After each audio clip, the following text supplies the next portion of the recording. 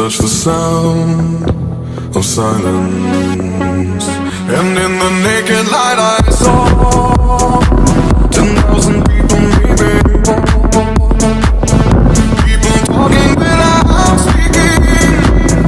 people hearing without listening, people writing songs that voices never share, and no one dared disturb the